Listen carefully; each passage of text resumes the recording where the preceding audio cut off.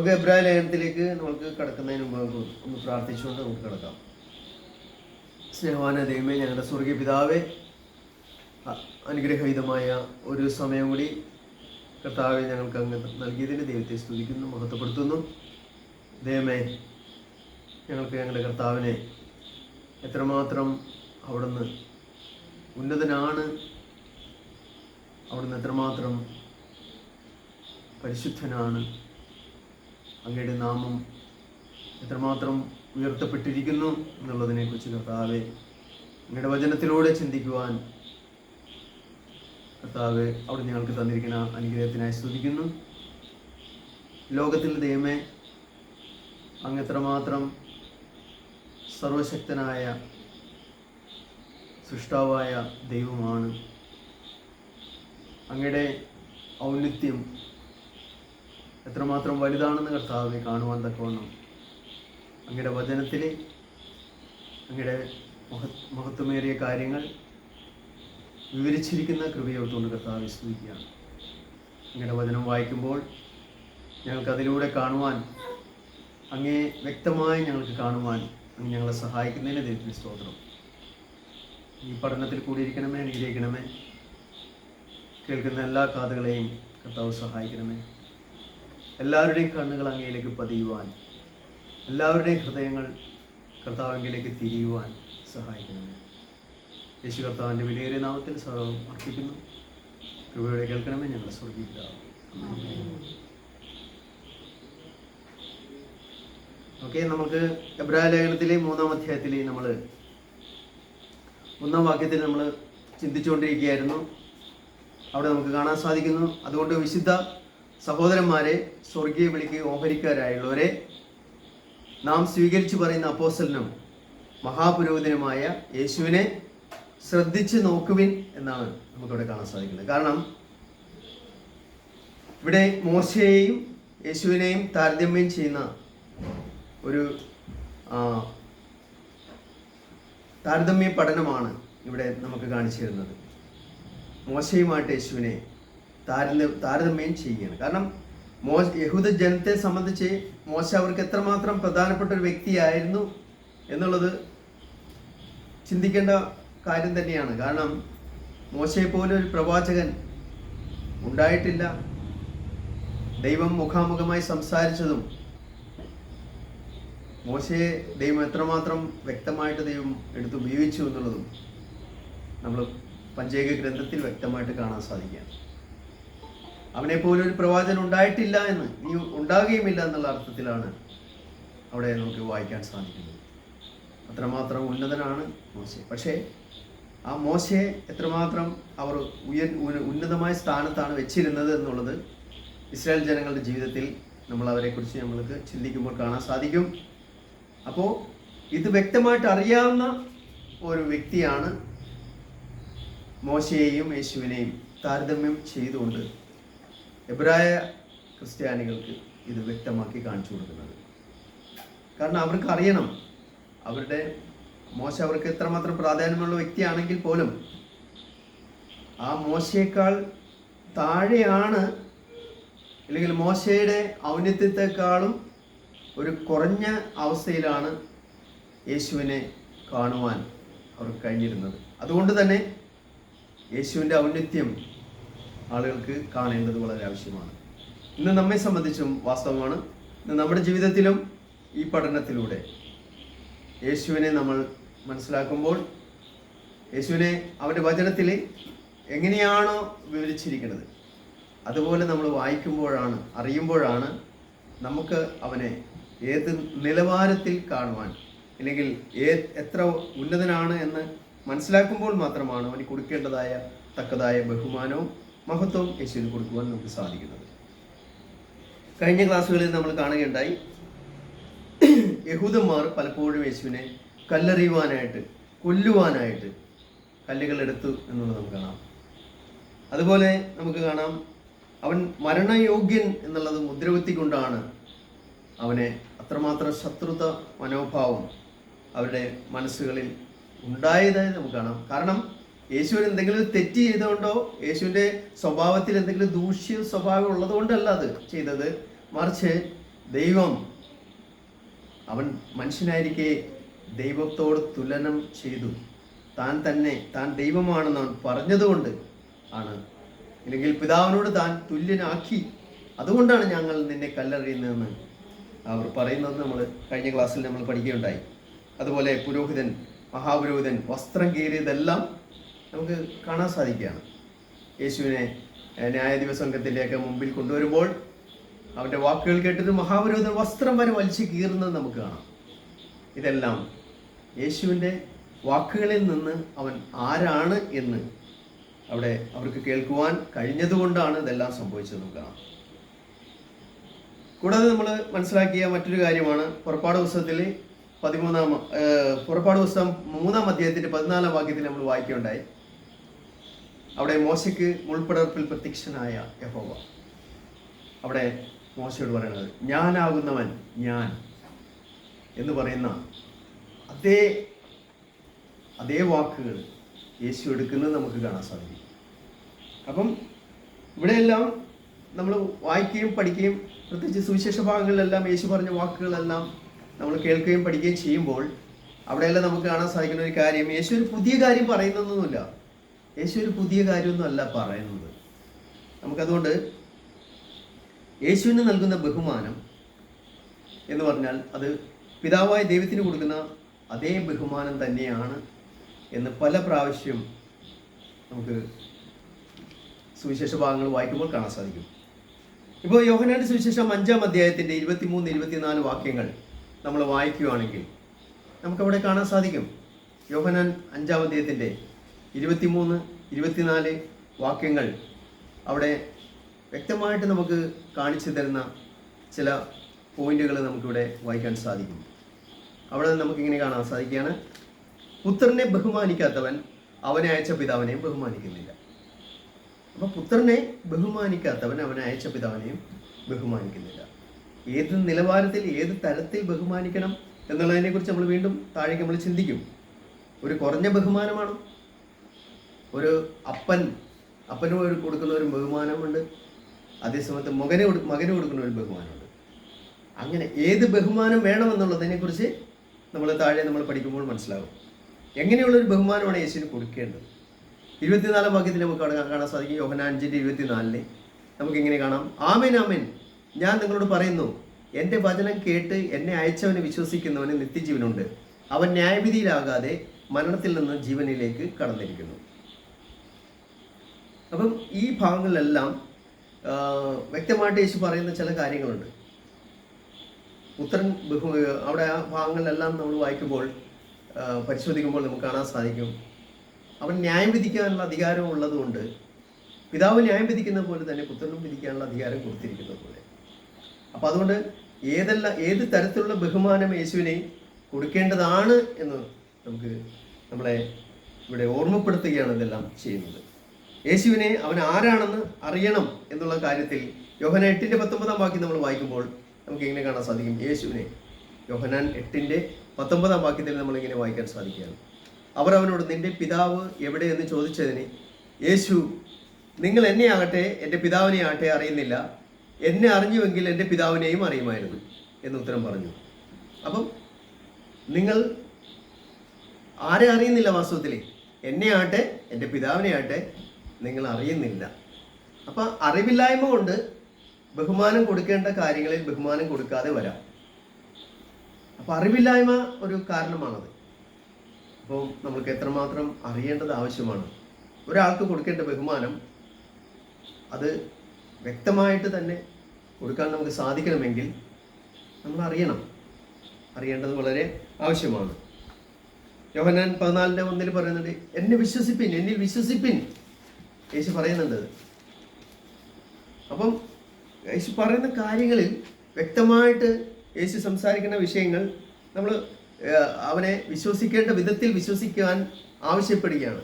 യോഹന്നാൻ 14:8 വാക്യത്തിലും 9 വാക്യത്തിലും നമുക്ക് ഇങ്ങനെ കാണാൻ സാധിക്കും എങ്ങനെയാണ് യേശുവിനെ വിശ്വസിക്കേണ്ടത്. അപ്പം മോശയും യേശുവും തമ്മിലുള്ള താരതമ്യ പഠനത്തിൽ യേശു ഇവിടെ നിൽക്കുന്നു എന്ന് കാണിച്ചു തരികയാണ്. ഇപ്പം യോഹന്നാൻ 14-ാം അധ്യായത്തിൽ 8 വാക്യത്തിൽ നമുക്ക് ഇങ്ങനെ കാണാൻ സാധിക്കും. യേശു തൻ്റെ ശിഷ്യന്മാരുമായി കൂടിയിരിക്കുമ്പോൾ ഫിലിപ്പോസ് അവനോട് കർത്താവെ, പിതാവിനെ ഞങ്ങൾക്ക് കാണിച്ചു തരണം, എന്നാൽ ഞങ്ങൾക്ക് മതി എന്ന് പറയാണ്. യേശു പറയുന്ന വാക്കിതാണ്. യേശു അവനോട് പറയുന്നത്, ഞാൻ ഇത്ര കാലം നിങ്ങളോട് കൂടി ഇരുന്നിട്ടും നീ എന്നെ അറിയുന്നില്ലയോ ഫിലിപ്പോസേ? എന്നെ കണ്ടവൻ പിതാവിനെ കണ്ടിരിക്കുന്നു. എന്നെ കണ്ടവൻ പിതാവിനെ കണ്ടിരിക്കുന്നു. അപ്പോൾ വ്യക്തമായിട്ട് യേശു ഏതിലേക്കാണ് വിരൽ ചൂണ്ടുന്നത്? അവൻ്റെ ആ ചോദ്യങ്ങൾക്കെല്ലാം യേശു ഏത് തരത്തിലാണ് ഉത്തരം പറയുന്നത്? ഫിലിപ്പോസിനോട് പറയാണ്, ഞാൻ ഇത്രയും കാലം നിന്നോട് കൂടി ഇരുന്നിട്ടും ഫിലിപ്പോസെ നീ എന്നെ അറിയുന്നില്ലേ? എന്നെ കണ്ടവൻ പിതാവിനെ കണ്ടിരിക്കുകയാണ്. അപ്പം നമുക്ക് ലോകത്തിലെ ഒരു മനുഷ്യനെ പരിശോധിച്ച്, ഇല്ലെങ്കിൽ ലാബിലൊക്കെ പരിശോധിക്കുന്ന പോലെ, രാസവസ്തുക്കളോ മറ്റു കാര്യങ്ങളൊക്കെ വേർതിരിക്കുന്ന പോലെ പരിശോധിച്ച് കണ്ടെത്താൻ കഴിയുന്ന ഒന്നല്ലത്. വളരെ മനോഹരമായ രീതിയിൽ യേശു തന്നെ വെളിപ്പെടുത്തുന്ന കാര്യങ്ങൾ നമുക്ക് വായിക്കാൻ സാധിക്കും. യേശു തൻ്റെ സ്വന്തം പേരിലാണ് പഠിപ്പിക്കുകയും സംസാരിക്കുകയൊക്കെ ചെയ്തിട്ടുള്ളത്. വേറെ ആരുടെയെങ്കിലും പേരിലല്ല ഇത്. യേശു പലപ്പോഴും സംസാരിക്കുന്നത് അധികാരമുള്ളവനായിട്ടാണ്. അവരുടെ ഗുരുക്കന്മാരെ പോലെയോ അവരുടെ ലീഡേഴ്സിനെ പോലെ, ഗുരുക്കന്മാരെ പോലെ ഒന്നും അല്ല യേശു സംസാരിച്ചത്. അവൻ അധികാരമുള്ളവനായിട്ടാണ്. ഒരു മനുഷ്യനും യേശുവിനെ പോലെ സംസാരിച്ചിട്ടില്ല. ലോകത്തിൽ അനവധി നേതാക്കന്മാരുണ്ടായിട്ടുണ്ട്. അവരാരും താൻ ദൈവമാണെന്ന് പറഞ്ഞിട്ടില്ല.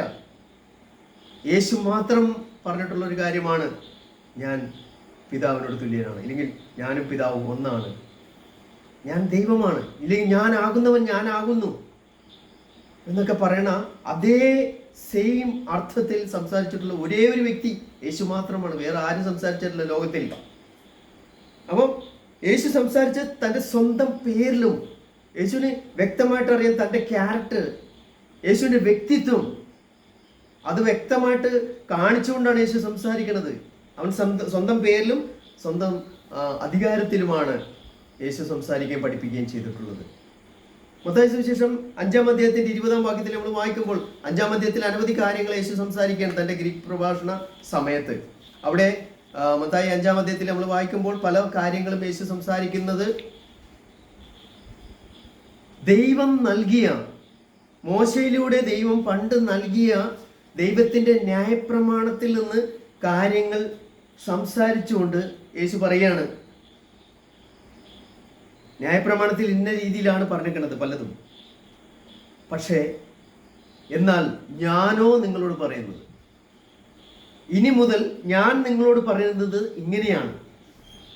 ഇതുവരെ നിങ്ങൾ വായിച്ചത്, ന്യായപ്രമാണത്തിൽ നിങ്ങൾ ശ്രദ്ധിച്ചത്, ന്യായപ്രമാണത്തിൽ നിന്ന് നിങ്ങൾ കേട്ടത്, ന്യായപ്രമാണത്തിൽ എഴുതിയിരിക്കുന്നത് ഇങ്ങനെയാണ്.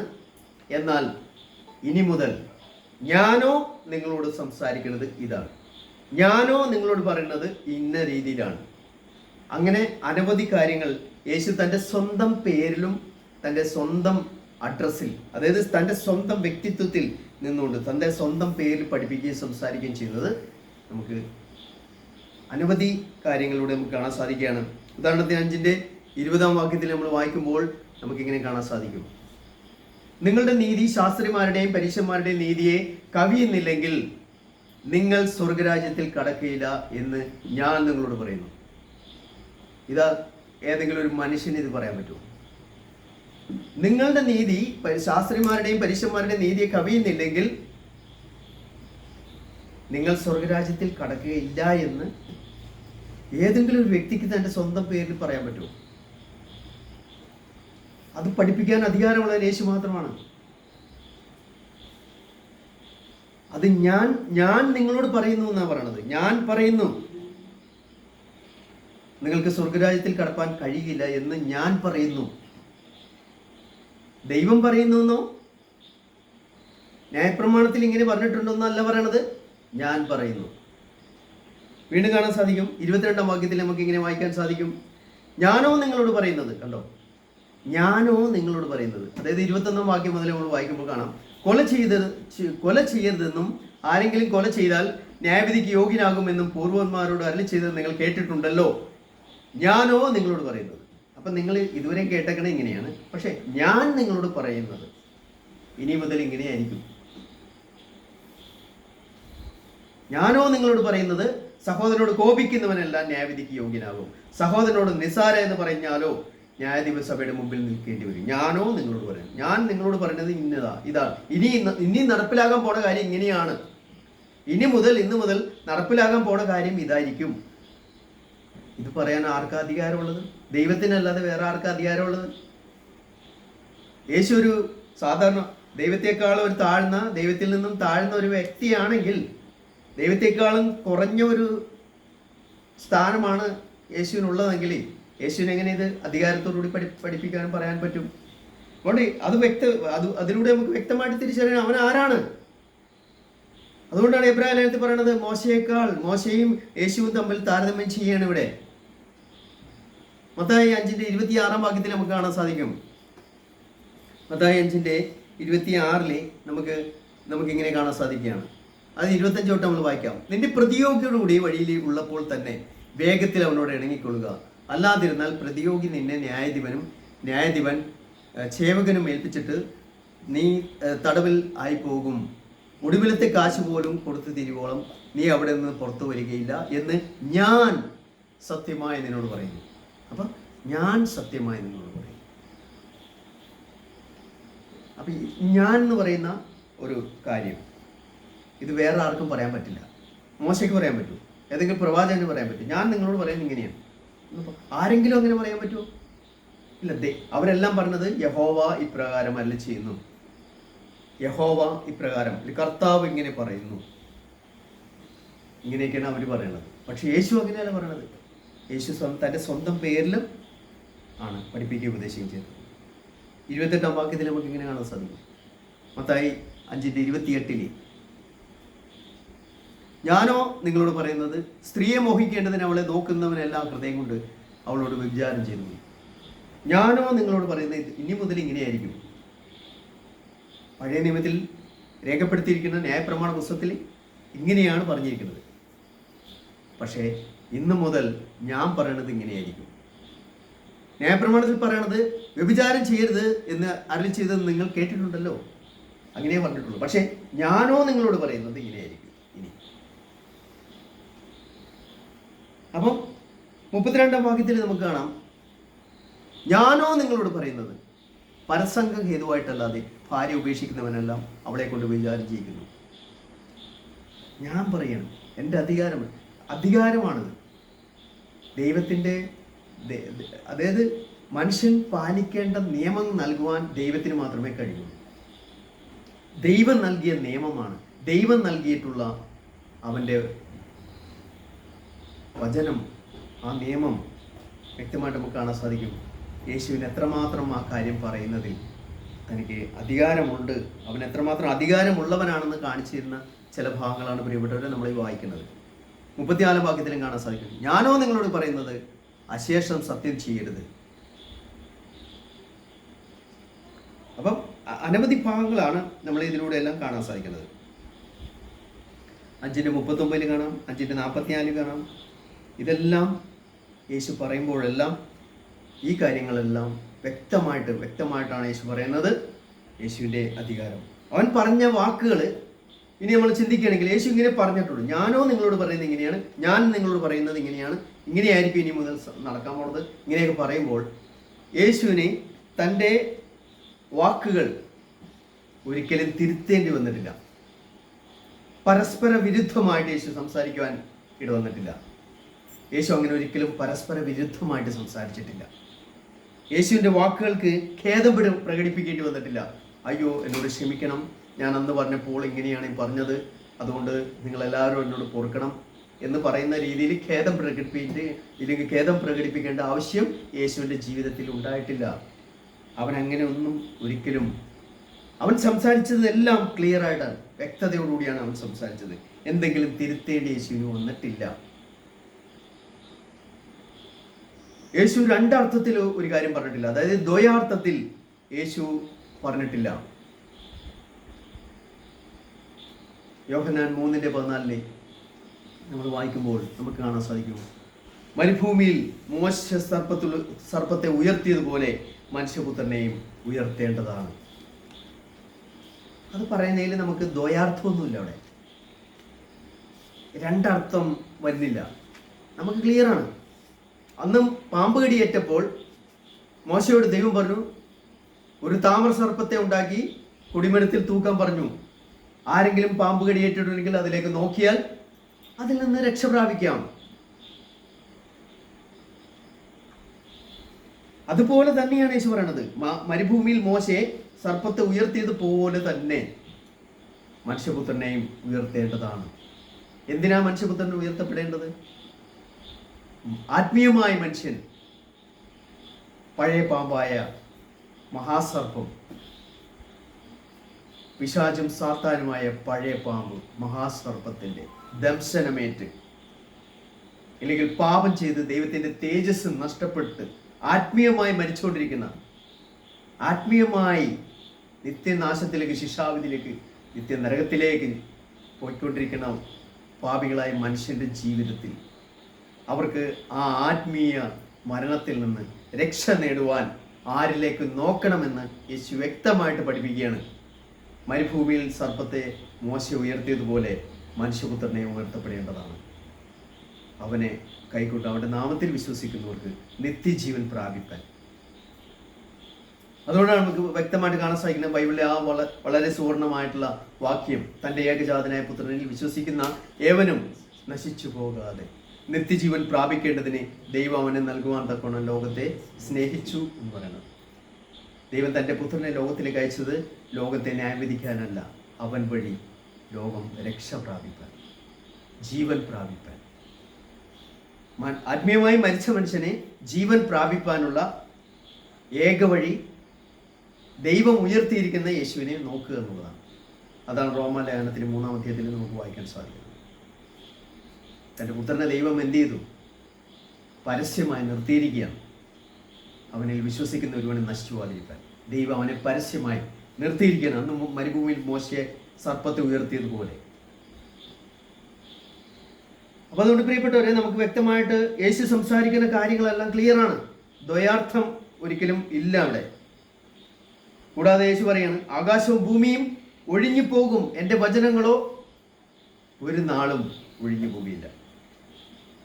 യേശുവിന് തിരുത്തേണ്ടി വരുന്നില്ല വാക്കുകൾ.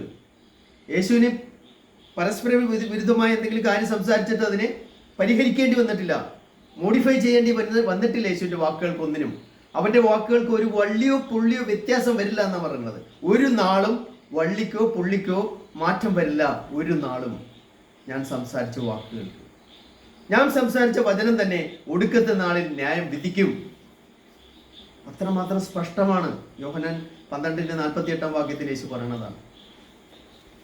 ഞാൻ നിങ്ങളോട് സംസാരിച്ച വചനം തന്നെ ഒടുക്കത്തെ ദിവസം നിങ്ങളെ, ന്യായവിധി ദിവസത്തിൽ നിങ്ങളെ ന്യായം വിധിക്കും. അത് ക്ലിയറാണ്. യേശു സംസാരിച്ചതിൻ്റെ വ്യക്തത നമുക്ക് കാണാൻ സാധിക്കുകയാണ്. കൂടാതെ മറ്റൊരു കാര്യം, യേശുവിൻ്റെ ഔന്നത്യം, നമ്മൾ യേശുവിനെയും മോശയും തമ്മിൽ താരതമ്യം ചെയ്യുകയാണ് ഇവിടെ. മോശ ആരാണ്? മോശയ്ക്ക് ദൈവം ന്യായപ്രമാണം ദൂതന്മാരിലൂടെ മോശയ്ക്ക് ന്യായപ്രമാണം ദൈവം കൊടുത്തു. മോശയല്ല വാസ്തവത്തിൽ ന്യായപ്രമാണ ദാതാവ്, മോശയല്ല. മോശയ്ക്ക് ദൂതന്മാരിലൂടെ ദൂതന്മാർ മുഖാന്തരം ദൈവം മോശയുടെ കയ്യിലേക്ക് ന്യായപ്രമാണത്തെ കൊടുത്തു.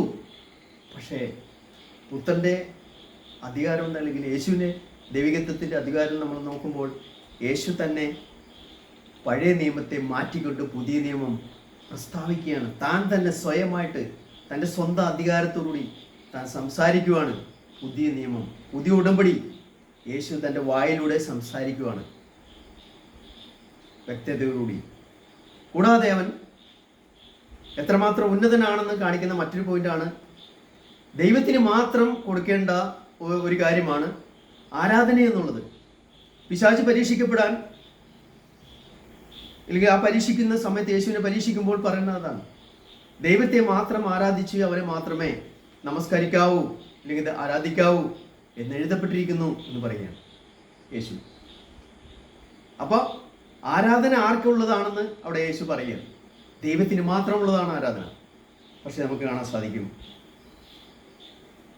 മത്തായി 4-ാം അധ്യായത്തിൻ്റെ 10-ാം വാക്യത്തിലും 4:8 ഈ കാര്യമാണ് പറയുന്നതെങ്കിലും നമുക്ക് പിന്നീട് കാണാൻ സാധിക്കും. മത്തായി 8:2 വാക്യത്തിൽ ഒരു കുഷ്ഠരോഗി വന്ന് അവനെ നമസ്കരിക്കുകയാണ്. അവനെ വീണ് നമസ്കരിക്കുന്നത് കാണാൻ സാധിക്കും. യോഹന്നാൻ 9:35 മുതൽ 39 വാക്യങ്ങളിൽ പിറവിയിലെ കുരുടന് കാഴ്ച കൊടുത്തു കഴിഞ്ഞപ്പോൾ അവൻ പിന്നീട് യേശുവിൻ്റെ കാൽക്കൽ നമസ്കരിക്കുന്നത് കാണാൻ സാധിക്കും. കൂടാതെ മത്തായി 14 അധ്യായത്തിന് 33 വാക്യത്തിൽ ശിഷ്യന്മാർ യേശുവിനെ നമസ്കരിക്കുന്നത് കാണാൻ സാധിക്കും. യോഹന്നാൻ 20 അധ്യായത്തിൽ 27 മുതൽ 29 വരെ വാക്യങ്ങൾ നമ്മൾ വായിക്കുമ്പോൾ യേശുവിനെ ആദ്യം സംശയിച്ച തോമസ് യേശുവിനെ നമസ്കരിക്കുന്നത് കാണാൻ സാധിക്കും. ഈ നമസ്കാരങ്ങളൊന്നും തന്നെ, അല്ലെങ്കിൽ തന്നെ ആരാധിക്കുന്ന നമസ്കരിക്കുന്ന ഈ സമയത്തൊന്നും തന്നെ യേശു വിലക്കിയില്ല. എന്നെ നമസ്കരിക്കരുത്, ഞാൻ മനുഷ്യനാണെന്നോ ദൈവത്തെയാണ് നിങ്ങൾ നമസ്കരിക്കേണ്ടതെന്നോ യേശു തിരുത്തിയില്ല. യേശു പകരം ആരാധന സ്വീകരിക്കുകയാണ് ചെയ്തത്. കാരണം അവൻ ആരാധനയ്ക്ക് യോഗ്യനാണ്, സർവമഹത്വത്തിന് യോഗ്യനാണ് അവൻ. റോമർക്ക് എഴുതിയ ലേഖനത്തിന്റെ 9:5 വാക്യത്തിൽ നമുക്ക് ഇങ്ങനെ വായിക്കാൻ സാധിക്കും. റോമർ 9:5 വാക്യത്തിൽ നമ്മൾ വായിക്കുമ്പോൾ അവൻ സർവത്തിനും മീതെ ദൈവമായി വാഴ്ത്തപ്പെട്ടവനാണ്, എന്നേക്കും വാഴ്ത്തപ്പെട്ടവനാണ്, സർവത്തിനും മീതെ. അപ്പം നമുക്ക് ഈ ഭാഗങ്ങളെല്ലാം നമ്മൾ വായിക്കുമ്പോൾ ഇപ്പോൾ റോമാലേഖനത്തിൽ നമ്മൾ വായിക്കാൻ സാധിക്കുന്ന പോയിന്റ് ഇതാണ്. റോമാലേഖനം 9 അധ്യായത്തിന്റെ 5 വാക്യത്തിൽ ഞാൻ വായിക്കാം.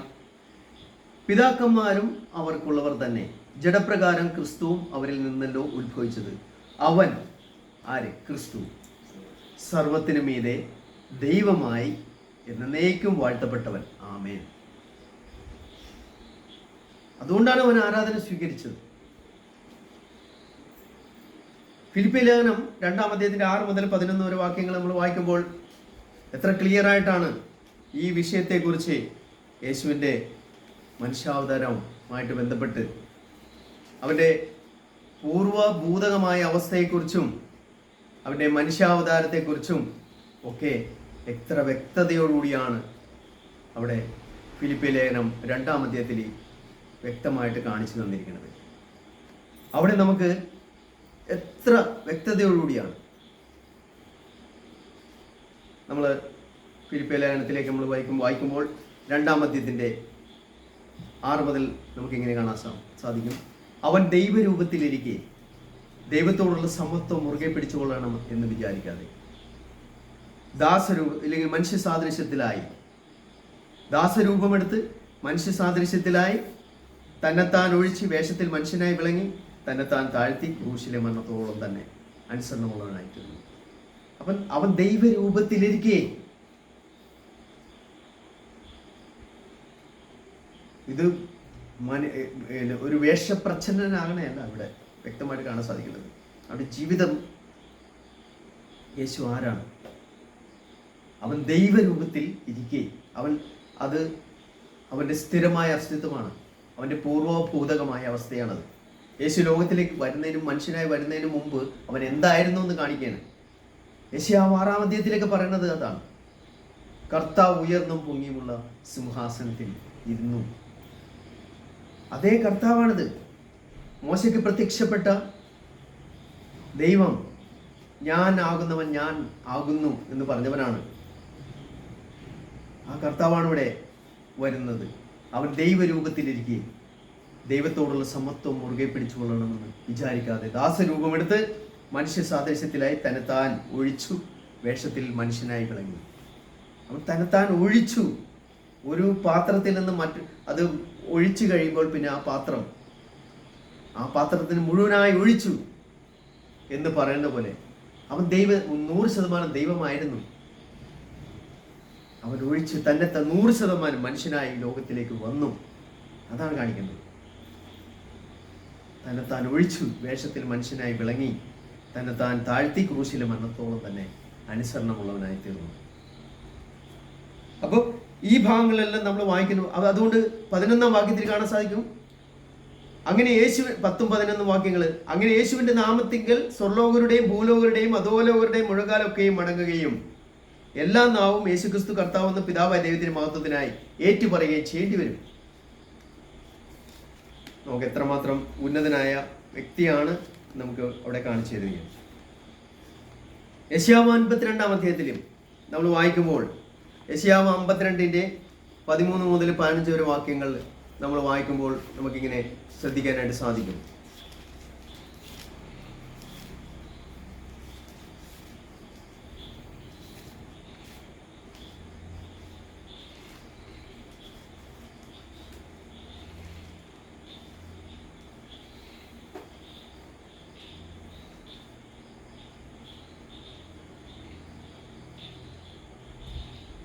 എൻ്റെ ദാസൻ, അവിടെ പറയുന്നത് എങ്ങനെയാണ്? എൻ്റെ ദാസൻ കൃതാർത്ഥനാകും, അവൻ ഉയർന്നു പൊങ്ങി പൊങ്ങി അത്യന്തം ഉന്നതനായിരിക്കും. അപ്പം എൻ്റെ ദാസൻ കൃതാർത്ഥനാകും, അവൻ ഉയർന്നു പൊങ്ങി അത്യന്തം ഉന്നതനായിരിക്കും. അവൻ്റെ രൂപം കണ്ടാൽ ആളല്ല എന്നും അവൻ്റെ ആകൃതി കണ്ടാൽ മനുഷ്യനല്ല എന്നും തോന്നുമാറ് വിരൂപമായിരിക്കൊണ്ട് പലരും നിന്നെ കണ്ട് സ്തംഭിച്ചു പോയതുപോലെ അവൻ പല ജാതികളെയും കുതിച്ചു ചാടുവാൻ ഇടയാക്കും. രാജാക്കന്മാർ അവനെ കണ്ട് വായ്പൊത്തി നിൽക്കും. അവർ ഒരിക്കലും അറിഞ്ഞിട്ടില്ലാത്തത് കാണുകയും ഒരിക്കലും കേട്ടിട്ടില്ലാത്തത് ഗ്രഹിക്കുകയും ചെയ്യും. 700 വർഷങ്ങൾക്ക് മുമ്പ്, യേശു ജനിക്കുന്നതിന് 700 വർഷങ്ങൾക്ക് മുമ്പ് യെശയ്യാ പ്രവാചകൻ അവനെക്കുറിച്ച് എഴുതിയിരിക്കുന്ന കാര്യമാണത്. എൻ്റെ ദാസൻ കൃതാർത്ഥനാകും, അവൻ ഉയർന്നു പൊങ്ങി അത്യന്തം ഉന്നതനായിരിക്കും. പല ജാതികളെയും കുതിച്ചു ചാടുവാൻ ഇടയാക്കും. എങ്ങനെയാണ് കുതിച്ചു ചാടുവാൻ ഇടയാകുന്നത്? അവൻ്റെ ആ വലിയ കൃപ മനുഷ്യനെ, അവൻ്റെ പാപങ്ങളെ, അവൻ്റെ ഏറ്റവും വലിയ പ്രശ്നം, മനുഷ്യൻ്റെ ഏറ്റവും വലിയ പ്രശ്നം പാപമാണ്. ഈ പാപങ്ങളെ പരിഹരിക്കുമ്പോൾ അവന് ലഭിക്കുന്ന ഏറ്റവും വലിയ സന്തോഷം. യേശു അനേകം ആളുകളെ പാപങ്ങൾ മോചിച്ചു. അവരുടെ രോഗങ്ങൾ, തളർവാദ രോഗങ്ങൾ, മറ്റു പല മുടന്തന്മാർ, കണ്ണു കാണാത്തവർ, ഇവരെല്ലാം അനുഭവിച്ച സന്തോഷം. കർത്താവ് അവരുടെ പാവങ്ങൾ ക്ഷമിച്ചു, അവരെ ശുദ്ധീകരിച്ചു. ഭൗതികമായിട്ട് അവരുടെ രോഗങ്ങൾ സൗഖ്യമായി. ഇന്ന് ആത്മീയമായിട്ട് ഏറ്റവും അധികമായി മനുഷ്യൻ്റെ ഏറ്റവും വലിയ ഭീകരമായ ഒരവസ്ഥയാണ് അവൻ്റെ ആത്മീയ രോഗങ്ങൾ. യെശയ്യാ 1 പറയുന്ന പോലെ അടിതൊട്ട് മുടി വരെ ഒരു സൗഖ്യമില്ല, മുറിവും ചതവും പഴുത്ത വ്രണങ്ങളും മാത്രം കൊണ്ട് നിറഞ്ഞിരിക്കുന്ന മനുഷ്യൻ്റെ ജീവിതം. എത്രമാത്രം മനുഷ്യൻ ആത്മീയമായി രോഗം ബാധിച്ചവനാണ്. ഇതെല്ലാം പൂർണ്ണമായി സൗഖ്യപ്പെടുത്തുവാൻ കഴിയുന്ന ഇങ്ങനെ അവനെ സൗഖ്യപ്പെടുത്തുവാനാണ് വൈദ്യരിൽ വൈദ്യനായ എൻ്റെ കർത്താവ് ലോകത്തിലേക്ക് വന്നത്. മനുഷ്യനെ സുഖപ്പെടുത്തുവാനാണ്, അവൻ്റെ ആത്മീയ രോഗങ്ങളിൽ നിന്ന് പൂർണ്ണമായി അവനെ സൗഖ്യം പ്രാപിക്കാൻ. ഇപ്രകാരം സൗഖ്യം പ്രാപിക്കുന്ന മനുഷ്യർ അവരനുഭവിക്കുന്ന സന്തോഷവും ആനന്ദവും എത്ര വലുതായിരിക്കും. ഇതാണ് മനുഷ്യന് സന്തോഷം കൊണ്ട് തുള്ളിച്ചാടുവാൻ ഇടയാക്കുന്നത്, കുതിച്ചു ചാടുവാൻ ഇടയാക്കുന്നത്. നമുക്ക് നമ്മുടെ കൊലോസ്യ ലേഖനത്തിൽ 1:15-16-17 വാക്യങ്ങൾ നമ്മൾ വായിക്കുമ്പോൾ അവൻ അദൃശ്യനായ ദൈവത്തിൻ്റെ പ്രതിമയാണ്. യേശുവിനെ കുറിച്ച് കാണിക്കുന്നത് മോശയുമായിട്ടുള്ള താരതമ്യത്തിൽ, അല്ലെങ്കിൽ മോശയേക്കാൾ കുറഞ്ഞവനല്ല അവൻ, അല്ലെങ്കിൽ മോശയെ പോലെയുള്ളവനുമല്ല. അവൻ ആരാണെന്ന് വ്യക്തമായിട്ട് കാണിച്ചു തരികയാണ്. അവൻ അദൃശ്യനായ ദൈവത്തിൻ്റെ പ്രതിമയും സർവസൃഷ്ടിക്കും ആദ്യജാതൻ എന്ന് പറഞ്ഞുകൊണ്ട് അവിടെ കാണിക്കുകയാണ്. അവൻ അദൃശ്യനായ ദൈവത്തിൻ്റെ പ്രതിമ. ഞാൻ ആ വാക്യം വായിക്കാം. കൊലോസ്യർ 1-ാം അധ്യായത്തിൻ്റെ 15-17 വാക്യങ്ങൾ നമ്മൾ വായിക്കുമ്പോൾ അവൻ അദൃശ്യനായ ദൈവത്തിൻ്റെ പ്രതിമയും സർവസൃഷ്ടിക്കും ആദ്യജാതനുമാകുന്നു. സ്വർഗത്തിലുള്ളതും ഭൂമിയിലുള്ളതും ദൃശ്യമായതും അദൃശ്യമായതും, സിംഹാസനങ്ങളാകട്ടെ, കർത്തൃത്വങ്ങളാകട്ടെ, വാഴ്ചകളാകട്ടെ, അധികാരങ്ങളാകട്ടെ, സകലവും അവൻ മുഖാന്തരം സൃഷ്ടിക്കപ്പെട്ടു. അവൻ മുഖാന്തരവും അവനായും സകലവും സൃഷ്ടിക്കപ്പെട്ടിരിക്കുന്നു. എന്നിട്ട് പറയുന്നത് അവൻ സർവത്തിനും മുമ്പേ ഉള്ളവൻ, അവൻ സകലത്തിനും ആധാരമായിരിക്കുന്നു. യോഹന്നാൻ 14:9 വാക്യത്തിലും അതുകൊണ്ട് യേശു പറഞ്ഞതാണ്, എന്നെ കണ്ടവൻ പിതാവിനെ കണ്ടിരിക്കുന്നു, എന്നെ കണ്ടവൻ പിതാവിനെ കണ്ടിരിക്കുന്നു. ആരാണ് വാസ്തവത്തിൽ? അതുകൊണ്ട് യേശു ദൈവമല്ലെങ്കിൽ അവൻ പിന്നെ ഒന്നുമല്ല. അവന് കൊടുക്കേണ്ട ഒരേ ഒരു സ്ഥാനമേ ഉള്ളൂ, അവന് കൊടുക്കേണ്ട ഒരേ ഒരു യോഗ്യതയും ബഹുമാനവും ഉള്ളൂ. അത് അവൻ ദൈവമാണ്, സൃഷ്ടാവായ ദൈവം, സർവശക്തനായ ദൈവം, ഉന്നതനായ ദൈവം. അവൻ യെശയ്യാ 9:6 പറയുന്ന പോലെ അവിടെ പറഞ്ഞിരിക്കുന്നത് എന്താണ്? നമുക്കൊരു ശിശു നൽകപ്പെട്ടിരിക്കുന്നു, നമുക്കൊരു മകൻ നൽകപ്പെട്ടിരിക്കുകയാണ്. അവൻ ആധിപത്യം അവൻ്റെ തോളിലിരിക്കും.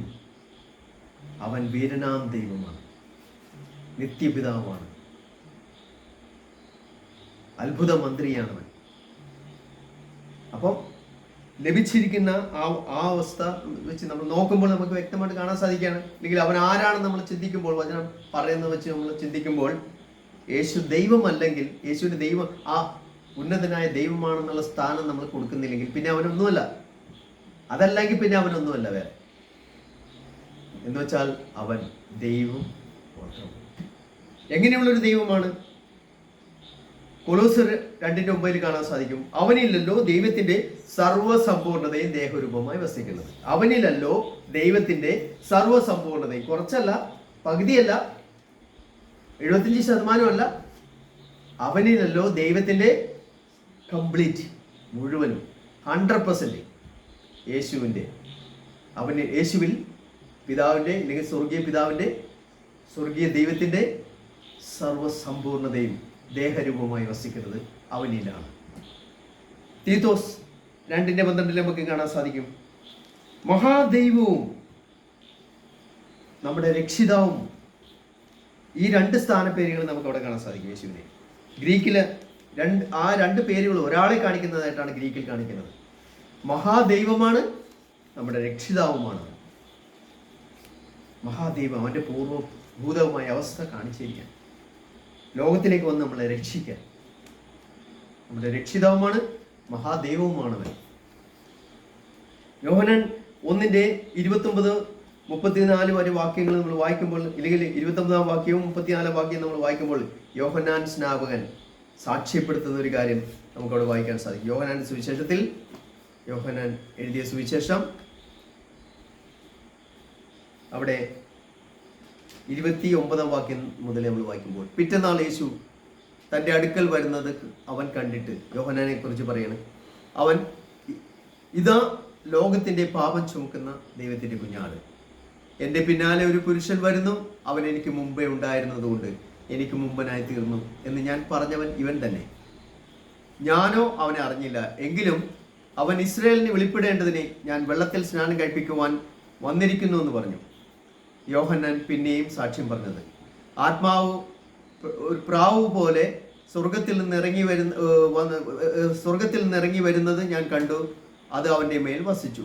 ഞാനോ അവനെ അറിഞ്ഞില്ല, എങ്കിലും വെള്ളത്തിൽ സ്നാനം കഴിപ്പിക്കുവാൻ എന്നെ അയച്ചവൻ എന്നോട്, ആരുടെ മേൽ ആത്മാവ് ഇറങ്ങുന്നതും വസിക്കുന്നതും നീ കാണുമോ, അവൻ പരിശുദ്ധാത്മാവിൽ സ്നാനം കഴിപ്പിക്കുന്നവനാകുന്നു എന്ന് പറഞ്ഞു. അങ്ങനെ ഞാൻ കാണുകയും ഇവൻ ദൈവപുത്രൻ തന്നെ എന്ന് സാക്ഷ്യം പറയുകയും ചെയ്തിരിക്കുന്നു. ഇത് വ്യക്തമായിട്ട് യോഹന്നാൻ വെളിപ്പെടുത്തുന്ന കാര്യമാണ്. കൂടാതെ മത്തായി 16-ാം അധ്യായത്തിൽ 15-17 വരെ വാക്യങ്ങൾ നമ്മൾ വായിക്കുമ്പോൾ കാണാൻ സാധിക്കും, പത്രോസ് അവനെ ഏറ്റു പറഞ്ഞത്, ജീവനുള്ള ദൈവത്തിന്റെ പുത്രനായ ക്രിസ്തുവാണ് നീ. കർത്താവേ, ഞങ്ങൾ ആരെടുക്ക് പോകും, നീയല്ലോ ദൈവത്തിന്റെ പരിശുദ്ധൻ. അപ്പോസ്തലപ്രവൃത്തി 2:36 കാണാൻ സാധിക്കും, അവനെ കർത്താവ് ക്രിസ്തുവുമായി ഉയർത്തിയിരിക്കുന്നു. 2 പത്രോസ് 1:1 വാക്യത്തിൽ നമുക്ക് കാണാൻ സാധിക്കും, അവിടെ പത്രോസ് തൻ്റെ ലേഖനം എഴുതുമ്പോൾ അവിടെ പറയുന്നത്, നമ്മുടെ ദൈവവും രക്ഷിതാവുമായ യേശുവിനാണ് അവിടെ പറയുന്നത്. നമ്മുടെ ദൈവവുമാണ്, രക്ഷിതാവുമാണ് അവൻ. എബ്രായർ 1:3 വാക്യത്തിൽ നമുക്ക് വായിക്കുമ്പോൾ കാണാൻ സാധിക്കും, നമ്മൾ മുമ്പേ അതിനെക്കുറിച്ച് ചിന്തിച്ചതാണ്. എബ്രായർ 1:3 നമുക്ക് കാണാം, അവന്റെ തേജസ്സിന്റെ പ്രവയും തത്വത്തിന്റെ മുദ്രയുമാണ്. അവന്റെ തേജസ്, അതായത് പിതാവായ ദൈവത്തിന്റെ തേജസ്സാണ്, തത്വത്തിന്റെ മുദ്രയാണ് യേശു. അപ്പം കൂടാതെ നമുക്ക് എബ്രായ ലേഖനം 1:8 വാക്യത്തിൽ നമ്മൾ വായിക്കുമ്പോൾ, എബ്രായ ലേഖനം 1:8 വാക്യത്തിൽ നമുക്ക് ഇങ്ങനെ കാണാൻ സാധിക്കും, പുത്രനോടോ, അതായത് അതിനു മുമ്പ് ദൂതന്മാരെ കുറിച്ചൊക്കെ താരതമ്യം ചെയ്യണേ. 1-ാം അധ്യായത്തിൽ യേശു ദൂതനോട് താരതമ്യം ചെയ്യണം. അപ്പൊ ദൂതന്മാരിൽ ആരോടെങ്കിലും ഇങ്ങനെ പറഞ്ഞിട്ടുണ്ടോ? അതായത് ആദ്യജാതനെ പിന്നെയും ഭൂതലത്തിലേക്ക് പ്രവേശിക്കുമ്പോൾ ദൈവത്തിന്റെ സകല ദൂതന്മാരും അവനെ നമസ്കരിക്കണമെന്ന് അരുളി ചെയ്യുന്നു. അവൻ കാറ്റുകളെ തന്റെ ദൂതന്മാരും അഗ്നിജ്വാലയെ തന്റെ ശുശ്രൂഷകന്മാരുമാക്കുന്നു എന്ന് ദൂതന്മാരെ കുറിച്ച് പറയുന്നു. പുത്രനോടോ, പുത്രനെ എങ്ങനെയാണ് കാണുന്നത്? പിതാവായ ദൈവം പുത്രനെ എങ്ങനെയാണ് അവതരിപ്പിക്കുന്നത്? ദൈവമേ, നിന്റെ സിംഹാസനം എന്നും എന്നേക്കുമുള്ളത്, നിന്റെ രാജ്യത്വത്തിന്റെ ചെങ്കോൽ, നേരുള്ള ചെങ്കോൽ നീ നീതി ഇഷ്ടപ്പെടുകയും ദുഷ്ടതയെ ദ്വേഷിക്കുകയും ചെയ്തിരിക്കാൻ ദൈവമേ, നിന്റെ ദൈവം നിന്റെ കൂട്ടുകാരിൽ പരമായി നിന്നെ ആനന്ദതൈലം കൊണ്ട് അഭിഷേകം ചെയ്തിരിക്കുന്നു. കർത്താവെ, നീ പൂർവ്വകാലത്ത് അടിസ്ഥാനമിട്ടു. അപ്പൊ ആരാണ് പൂർവ്വകാലത്ത് അടിസ്ഥാനമിട്ട കർത്താവ്? ആരാണ്? യോഹന്നാൻ 1:1 കാണാൻ സാധിക്കും. ആദ്യം വചനമുണ്ടായിരുന്നു, വചനം ദൈവത്തോടുകൂടിയായിരുന്നു, വചനം ദൈവമായിരുന്നു. അവൻ ആദ്യം ദൈവത്തോടുകൂടിയായിരുന്നു. സകലവും അവൻ മുഖാന്തരം ഉളവായതൊന്നും അവനെ കൂടാതെ ഉളവായതല്ല. അപ്പൊ കർത്താവെ, നീ പൂർവ്വകാലത്ത് ഭൂമിക്ക് അടിസ്ഥാനമിട്ടു എന്ന് പറയുന്നത് ആരെ? യേശുവിനെ. നീയോ എന്നിട്ട് പറയണം, ആകാശവും നിന്റെ കൈകളുടെ പ്രവൃത്തിയാവുന്നു, അവ നശിക്കും, നീയോ നിലനിൽക്കും. അവയെല്ലാം വസ്ത്രം പോലെ പഴകിപ്പോകും, ഉടുപ്പ് പോലെ നീ അവയെ ചുരുട്ടും, വസ്ത്രം പോലെ അവ മാറിപ്പോകും, നീയോ അനന്യൻ. നോക്കണം, യേശുവിനെ കുറിച്ച് പറയുന്ന വാക്കുകളാണ്. നീയോ അനന്യൻ. ആരെക്കുറിച്ച് മാത്രമേ അനന്യൻ എന്ന് പറയാറുള്ളൂ? പിതാവായ ദൈവത്തെ കുറിച്ച് മാത്രം, യഹോവയായ ദൈവത്തെ കുറിച്ച് മാത്രം. പഴയ നിയമത്തിലെല്ലാം നമുക്ക് കാണാൻ സാധിക്കും, ഞാൻ അനന്യൻ, ആദ്യനും അന്ത്യനും. ഇതിവിടെ യേശുവിനെ കുറിച്ചും കാണിക്കുകയാണ്. നീയോ അനന്യൻ, നിന്റെ സംവത്സരങ്ങൾ അവസാനിക്കില്ല എന്ന് പറയുക. അതുകൊണ്ട് പ്രിയമുള്ളവരെ, നമുക്ക് വായിക്കാൻ സാധിക്കുന്ന കാര്യങ്ങൾ ഇതെല്ലാമാണ്. 1 യോഹന്നാൻ 5:20 വാക്യം കൂടി നമുക്ക് വായിക്കാം. 1 യോഹന്നാൻ 5:20 വാക്യത്തിൽ നമുക്കിങ്ങനെ കാണാൻ സാധിക്കും. അതായത്, ദൈവപുത്രൻ വന്നു എന്നും സത്യദൈവത്തെ അറിയുവാൻ നമുക്ക് വിവേകം തന്നു എന്നും നാം അറിയുന്നു. നാം സത്യദൈവത്തിൽ അവൻ്റെ പുത്രനായ യേശു ക്രിസ്തുവിലാവുന്നു. അവൻ സത്യദൈവവും നിത്യജീവനുമാകുന്നു. ആരാണ് സത്യദൈവവും നിത്യജീവനും? യേശു. അവനാണ് ലോകത്തിലേക്ക് വന്നവൻ. അവനാണ് സത്യദൈവവും നിത്യജീവനും. അതുകൊണ്ട് വ്യക്തമായിട്ട് നമുക്ക് കാണിച്ചു തരുന്ന കാര്യം എന്താണ്? യേശു ആരാണ്? മോശയുമായിട്ട് താരതമ്യം ചെയ്യുമ്പോൾ അവൻ അധികാരിയായ പുത്രനാണ്. മോശ ദൈവത്തിൻ്റെ ഭവനത്തിൽ ദാസനാണ്, ഒരു ശുശ്രൂഷക്കാരനാണ്. പക്ഷേ യേശു അധികാരിയായ ഉടമസ്ഥനായവനാണ്. ഭവനത്തിലെ ഉടമസ്ഥനും ദാസനും എങ്ങനെയുണ്ടോ അതുപോലെയാണ് യേശുവിനെയും മോശയും തമ്മിൽ ഇവിടെ നമുക്ക് കാണിച്ചു തരുന്നത്. അതുകൊണ്ട് പുതിയ നിയമം മുഴുവനും നമ്മൾ വായിക്കുമ്പോൾ യേശു ദൈവമാണെന്ന് കാണാൻ കഴിയാത്ത ഒരു വ്യക്തി. പുതിയ നിയമം മുഴുവനും സുവിശേഷ ഭാഗങ്ങളാകട്ടെ, അപ്പോസ്തല പ്രവൃത്തിയാകട്ടെ, റോമാലേഖനമാകട്ടെ, അല്ലെങ്കിൽ വെളിപ്പാട് പുസ്തകം വരെയുള്ള പുതിയ നിയമ എഴുത്തുകൾ മുഴുവനും വായിച്ചിട്ട് യേശുവിനെ ദൈവമായിട്ട് കാണാൻ പറ്റിയില്ല എങ്കിൽ നട്ടുച്ച നേരത്ത് സൂര്യനെ കാണാത്തതുപോലെയാണ്. മേഘങ്ങളില്ലാത്ത ആ സമയത്ത് സൂര്യനെ കാണാത്തതുപോലെയാണ് പുതിയ നിയമം മുഴുവനും വായിച്ചിട്ട് ഒരു വ്യക്തിക്ക് യേശുവിനെ ദൈവമായിട്ട് കാണാൻ പറ്റിയില്ല എങ്കിൽ. പ്രിയപ്പെട്ടവരെ, നമ്മൾ വ്യക്തമായിട്ട് യോഹന്നാൻ സുവിശേഷം അവസാനിപ്പിക്കുമ്പോൾ ഇങ്ങനെ പറയുന്നത്, യോഹന്നാൻ 20-ാം അധ്യായത്തിൻ്റെ 30-31 വാക്യങ്ങൾ വായിക്കുമ്പോൾ നമുക്കിങ്ങനെ കാണാൻ സാധിക്കും. ഈ പുസ്തകത്തിൽ എഴുതിയിട്ട് ഇല്ലാത്ത മറ്റനേകം കാര്യങ്ങൾ, ഈ പുസ്തകത്തിൽ എഴുതിയിട്ടില്ലാത്ത മറ്റനേകം കാര്യങ്ങൾ യേശു തൻ്റെ ശിഷ്യന്മാർ കാണുകയും ചെയ്തു. എങ്കിലും ഇത് തന്നെ എഴുതപ്പെട്ടിരിക്കുന്നത് യേശു ദൈവപുത്രനായ ക്രിസ്തുവെന്ന് നിങ്ങൾ വിശ്വസിക്കേണ്ടതിനും വിശ്വസിച്ചിട്ട് അവൻ്റെ നാമത്തിൽ നിങ്ങൾക്ക് ജീവൻ ഉണ്ടാകേണ്ടതിനും ഇത് നമ്മളെ സഹായിക്കട്ടെ. അതുകൊണ്ട് നമ്മുടെ കർത്താവിനെ നമ്മൾ അറിയേണ്ടത് വളരെ ആവശ്യമാണ്. യേശു ആരാണ് എന്നുള്ളതിനെക്കുറിച്ച് വ്യക്തമായ ഒരു ചിത്രം നമുക്കിതിലൂടെ ലഭിക്കുകയാണ്. അതുകൊണ്ട് എബ്രായ ലേഖനം 3-ാം അധ്യായത്തിൻ്റെ 1-ാം വാക്യത്തിൽ പറയുന്നത് ഇതാണ്: അതുകൊണ്ട് വിശുദ്ധ സഹോദരന്മാരെ, സ്വർഗീയ വിളിക്ക് ഓഹരിക്കാരായുള്ളവരെ, നാം സ്വീകരിച്ചു പറയുന്ന അപ്പോസ്തലനും മഹാപുരോഹിതനുമായ യേശുവിനെ ശ്രദ്ധിച്ചു നോക്കുക. യേശുവിനെ ശ്രദ്ധിച്ചു നോക്കുക. അടുത്ത പ്രാവശ്യം നമുക്ക് ഇതിൻ്റെ ബാക്കി ഭാഗങ്ങൾ നമുക്ക് കാണാൻ സാധിക്കും. അതിൻ്റെ യേശുവും പിതാവുമായി, യേശുവും യഹോവയും ഏത് വിധത്തിലാണ് നമുക്ക് കാണിച്ചു തരുന്നത്, ആ താരതമ്യം നമുക്ക് നോക്കിക്കൊണ്ട് നമുക്ക് അടുത്ത ഭാഗത്തേക്ക് അടുത്ത ക്ലാസ്സിൽ നമുക്ക് ശ്രദ്ധിക്കാം. ദൈവം നമ്മളെ സഹായിക്കട്ടെ. യേശുവിനെ വ്യക്തമായിട്ട് തിരിച്ചറിയുവാൻ ഈ ക്ലാസ്സുകൾ നമ്മളെ അനുഗ്രഹിക്കട്ടെ. Thank you.